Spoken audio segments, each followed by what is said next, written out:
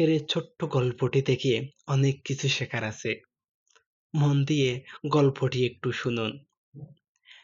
একজন লোক এক ইমাম সাহেবের কাছে এসে বলল, হুজুর, আমি জীবনে কোনোদিন খুশি হতে পারিনি।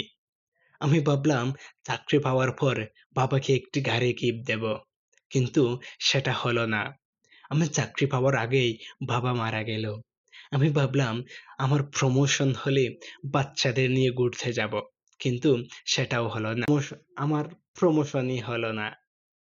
এরকম আরো অনেক খুশি আছে যেগুলো আমি আশা করি, কিন্তু কোনোদিন পূরণ করতে পারিনি।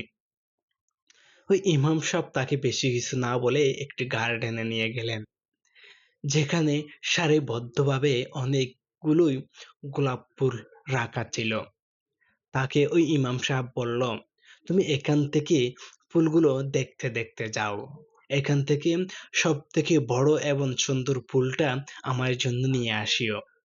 কিন্তু হ্যাঁ, তুমি যে দিক দিয়ে ফুলগুলো দেখতে দেখতে যাবে সেই দিক দিয়ে পিছনে ফিরানো যাবে না, কিন্তু তোমাকে ফুল আনতেই হবে। তখন ওই লোকটি চলা শুরু করলো। সে প্রথমেই অনেকগুলো বড় বড় এবং সুন্দর সুন্দর ফুল দেখতে পেল। সে এগুলো নিল না, ভাবলো সামনে হয়তো এর থেকে আরো বড় ফুল রয়েছে। কিন্তু সে সামনে গিয়ে দেখে কিছু মরা এবং শুকনো ফুল ছাড়া আর কিছুই রইল না।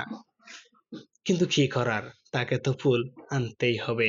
সে সেখান থেকে একটি মরা ফুল নিয়ে ওই ইমাম সাহেবের কাছে এসে বলল, হুজুর, আমি প্রথমে সব অনেক বড় বড় সুন্দর সুন্দর ফুল দেখতে পেলাম, কিন্তু আমি সেগুলো নেই নাই এটা ভেবে যে সামনে এর থেকে আরো বড় এবং সুন্দর ফুল রয়েছে।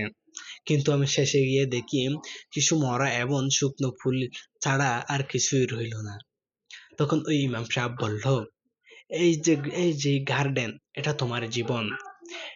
এখানে থাকা বড় এবং সুন্দর ফুলগুলো হলো তোমার জীবনের খুশি এবং আনন্দ।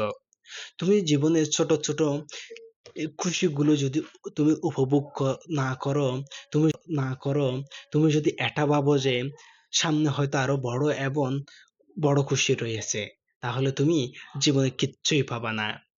এই জন্য আমাদের জীবনে ছোট ছোট যে খুশিগুলো রয়েছে, যে আনন্দগুলো রয়েছে, সেগুলো উপভোগ করা উত্তম। আমরা বড় কোনো আনন্দের আশায় না থাকি, এটাই আমাদের জীবনের